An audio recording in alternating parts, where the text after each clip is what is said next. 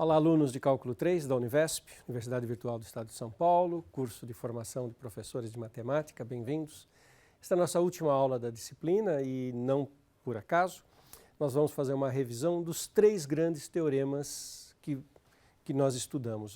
No fundo, o objetivo dessa disciplina é chegar nesses 3 grandes teoremas de Green, de Gauss e de Stokes.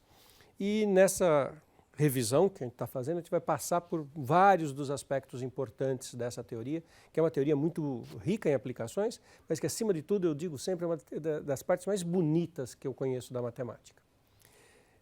Na aula de hoje, o foco vai ser mostrar como que esses teoremas facilitam cálculos de integrais importantes, transformando numa outra integral muito mais fácil. Teorema de Green.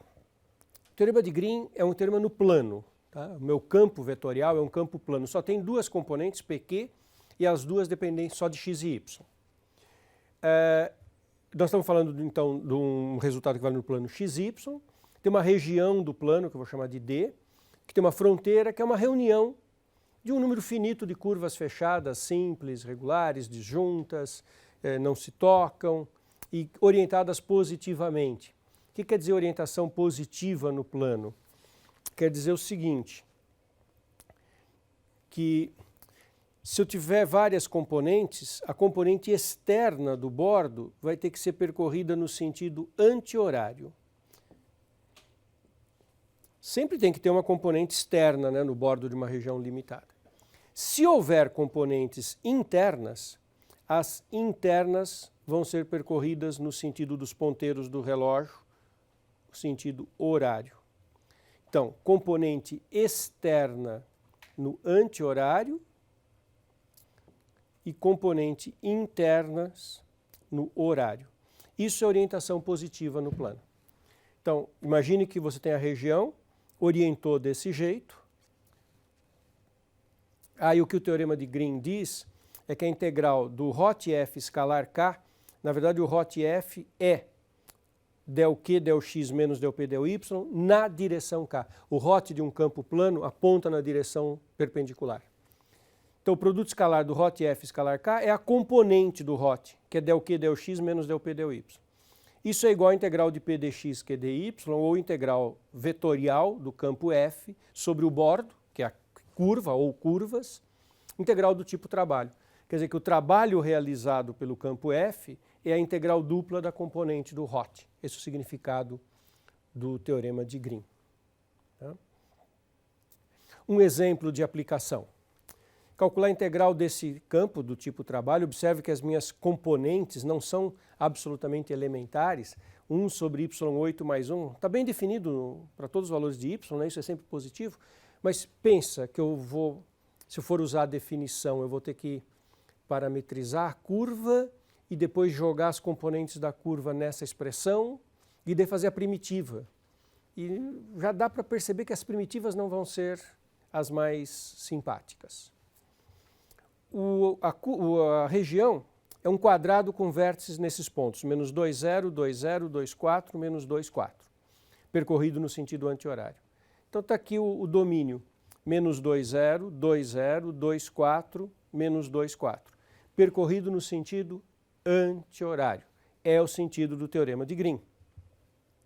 Então, quando eu olho para esse quadrado, o bordo é formado por 4 segmentos.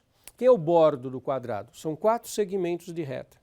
E eu quero percorrer no sentido anti-horário, isso está dito no enunciado, que é no sentido anti-horário. Então, esse é o sentido de percurso.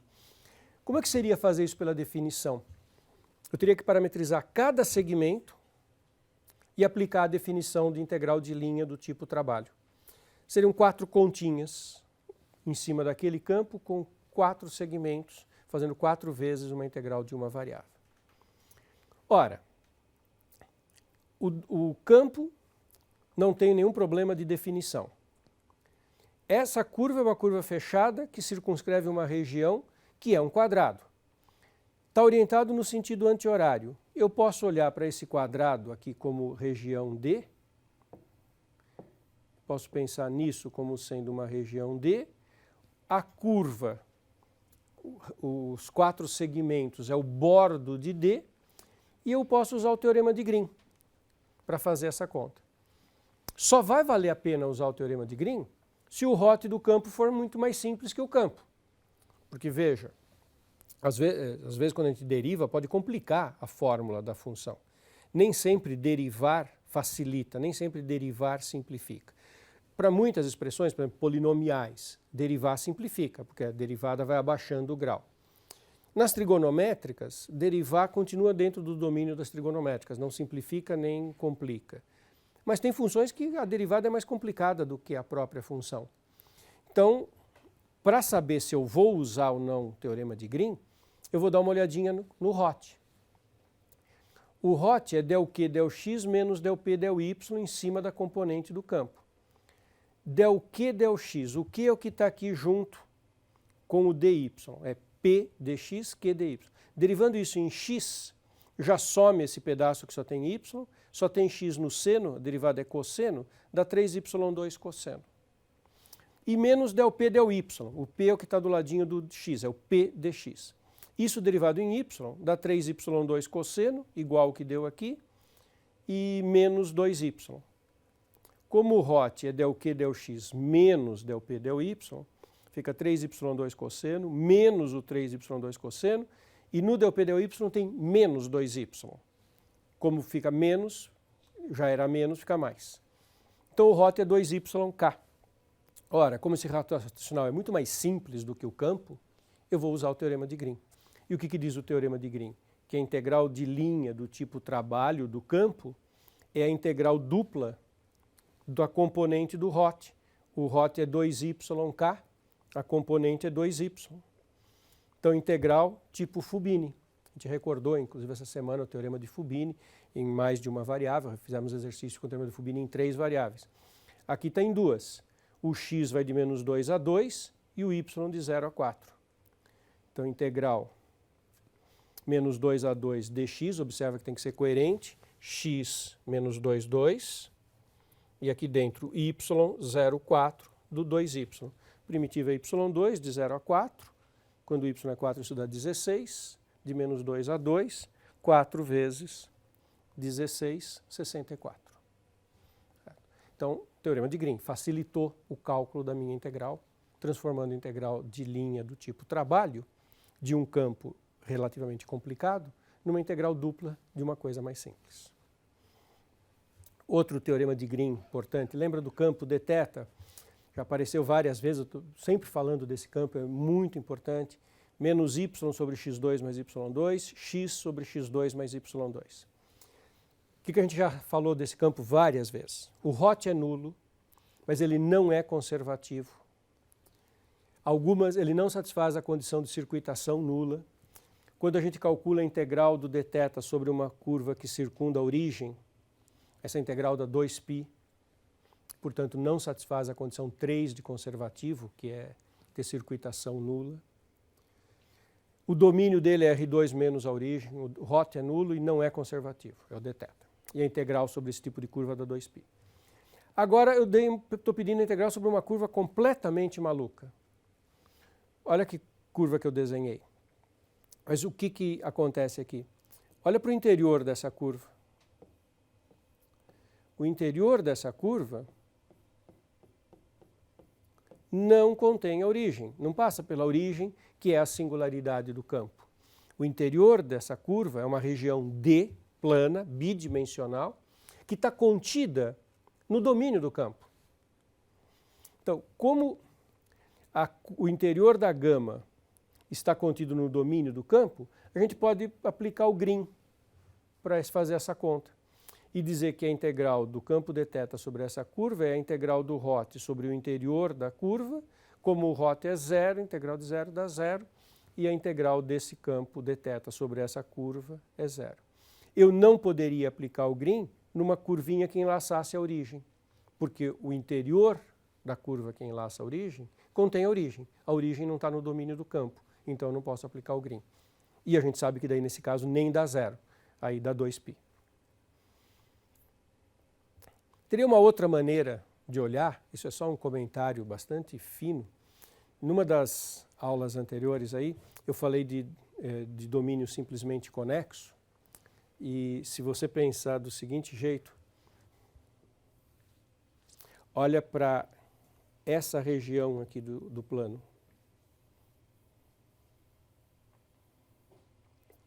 Esquece a origem e esquece o que está embaixo aqui. Pensa nessa região aqui toda de cima. Essa região é simplesmente conexa. Porque se você olhar essa região, ela não tem buraco. Só tem buraco quando eu envolvo o buraco. Como essa região é simplesmente conexa, aí eu olho para esse campo e tenho o campo, tem hot nulo, sobre uma região simplesmente conexa, então sobre aquela região ele é conservativo e, portanto, a integral dá zero. Era uma maneira alternativa de pensar nesse problema. Teorema de Gauss. Você tem um campo no espaço, agora são 3 componentes dependendo de x, y, z. É uma superfície fechada, regular, bonitinha, orientada pelo normal para fora.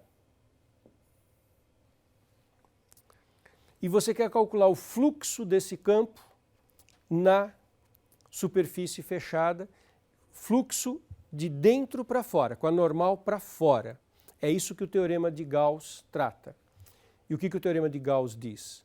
O teorema de Gauss diz que este fluxo sobre essa superfície de dentro para fora é a integral tripla do divergente. Divergente é a soma das derivadas parciais das componentes do campo em x, y e z. Que também pode ser escrito com essa notação aqui, é simplesmente uma maneira de escrever Fn. P, Q, R são as componentes do F, e dz vetorial dy, dz vetorial dx, dx vetorial dy são as componentes do vetor normal. A ordem aqui é essa, dy dz, dz dx, dx dy. Agora está na ordem certa. O que diz o teorema de Gauss, então? Minha superfície é uma superfície fechada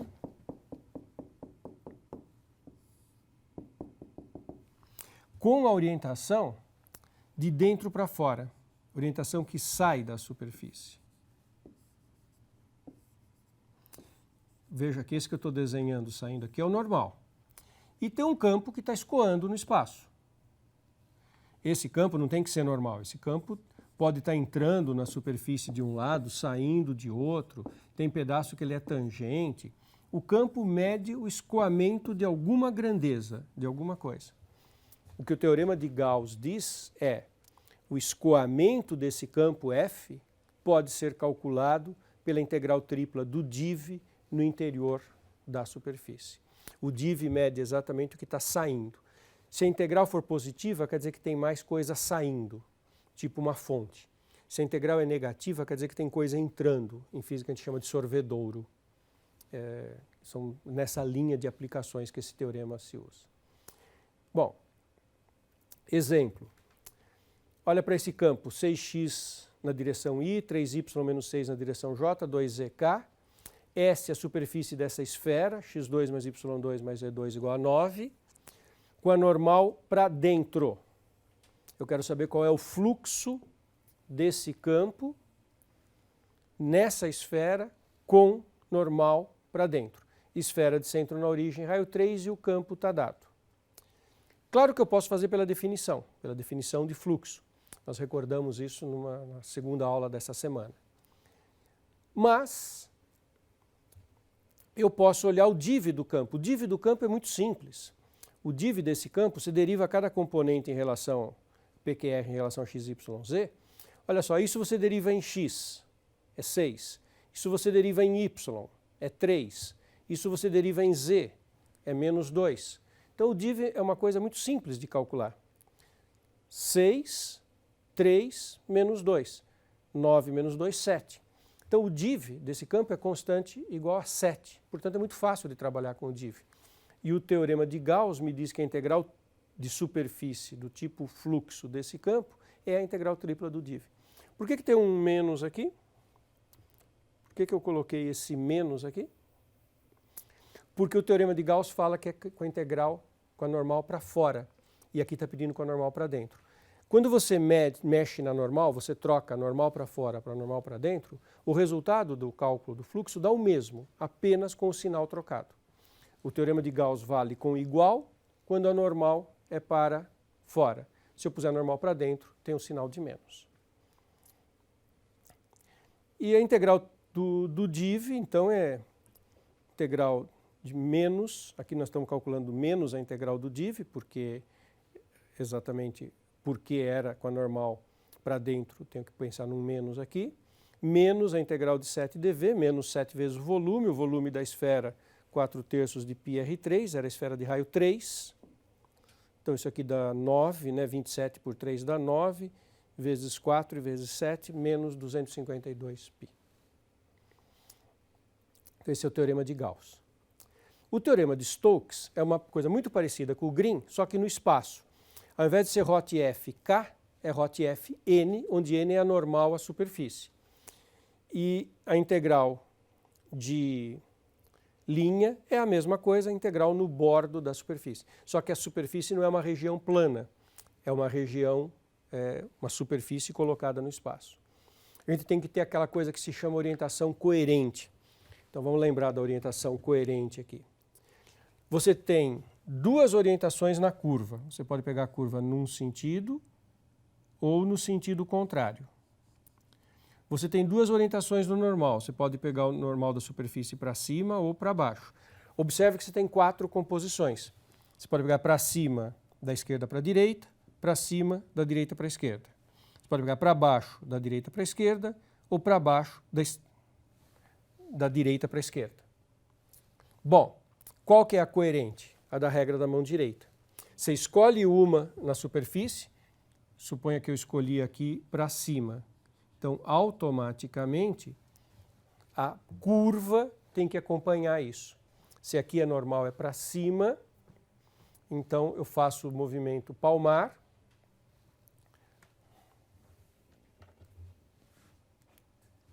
Normal para cima, eu faço esse movimento com a regra da mão direita. E olha como é que os meus dedos vão percorrer o bordo da curva. O bordo da curva. Nós estamos vendo que é essa curva aqui. E bordo da superfície. Quando eu faço isso com a regra da mão direita, esse pedaço de curva tem que ser percorrido nesse sentido, que é da esquerda para a direita. Então, regra coerente. Esse aqui para cima ficou coerente com esse aqui. E se eu quisesse, eu poderia ter feito uma orientação contrária, poderia ter escolhido esse para a superfície e daí teria que ter escolhido esse para o bordo.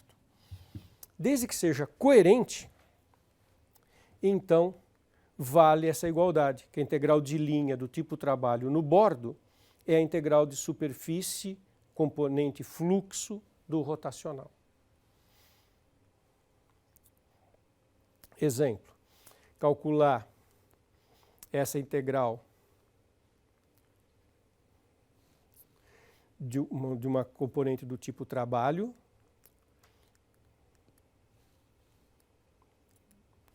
de um campo em cima de uma curva, que é a intersecção de um cilindro de raio 2 com um paraboloide x2, z igual a x2 mais y2, percorrida de modo que a projeção no xy esteja no sentido anti-horário. Aqui tem uma sutileza muito elegante, um raciocínio muito fino, muito sofisticado, muito elegante. Observa a sutileza do que vem agora. Eu quero calcular a integral sobre uma curva. Vamos entender quem é a curva? Ótimo, vamos entender quem é a curva.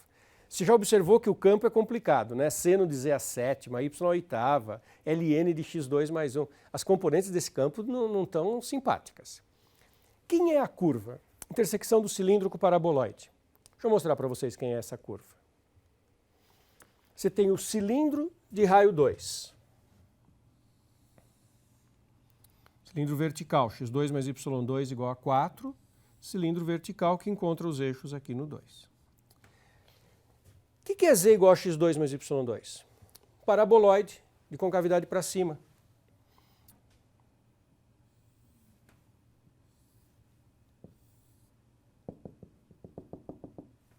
Então a minha curva é a intersecção dessa superfície, que é um paraboloide, com o cilindro. E olha que curioso, como x2 mais y2 igual a 4, se você isolar, substituir um no outro, você conclui aqui que z é igual a 4. Sabe o que isso está dizendo?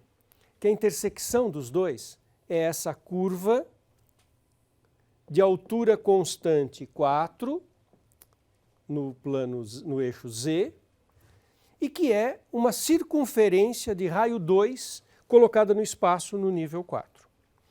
Observa que o hot do campo é muito mais simples. Só vocês fazerem a conta aqui, vocês vão ver que é 8y7, 0 menos 3. Ah, então eu quero trocar a integral de linha do tipo trabalho por uma integral de superfície do tipo fluxo do hot. Agora, que superfície? Uma superfície cujo bordo seja essa curva, essa circunferência. Agora o raciocínio sutil, presta atenção, olha como é lindo isso. Como é que eu obtive essa curva? Intersecção do cilindro com o paraboloide. Só que ela é uma curva plana. Eu vou trocar a integral de linha por uma integral de superfície. Que superfície? Aquela que eu quiser, aquela que for possível, aquela que for mais fácil. E qual é a mais fácil? Disco. Ah, mas peraí, não tem disco no enunciado? Sim, não tem disco no enunciado. O enunciado só serve para caracterizar que a curva é essa circunferência horizontal. Está caracterizado que a curva é a circunferência horizontal? Esquece todo o resto. O teorema de Stokes diz que a integral de linha aqui é integral em qualquer superfície, tal que ela seja o bordo da superfície. Ah, então eu posso escolher a superfície que eu quiser? Sim. Não precisa ser aquela do enunciado? Não. E eu vou pegar um pedaço de plano. Em que superfície eu vou fazer a conta? Na mais simples de todas, que nem está no enunciado, que vai ser esse pedaço de plano que está aqui. Olha que sutil isso. Eu não preciso ficar com as superfícies do enunciado. O enunciado é para caracterizar uma curva. Eu pego qualquer superfície tal que a curva seja o bordo. Bom, então eu vou pegar o pedaço de plano Z igual a 4. A equação desse plano, x igual a u, v igual a y igual a v, z igual a 4, constante. O 2v2 menor ou igual a 4. XU é 1, 0, 0. XV é 0, 1, 0. Aqui é v. 0, 1, 0. O produto vetorial é 0, 0, 1. Claro, né, o plano é horizontal, o vetor normal é 0, 0, 1. Esse aqui é o hot, esse aqui é o normal. O produto escalar simplésimo dá menos 3. A área desse disco é πr2, menos 12, que é a resposta. E a orientação do vetor era para cima mesmo, porque a curva estava no anti-horário. Vocês perceberam que elegante esse raciocínio final? A curva ficou caracterizada pelas superfícies do enunciado, cilindro e paraboloide. E aí eu fiz o cálculo com uma superfície que não estava no enunciado. Esse exemplo é belíssimo, né? Uma elegância muito grande. E é um belo exemplo para a gente terminar a nossa disciplina. Tá bom? Ficamos aqui.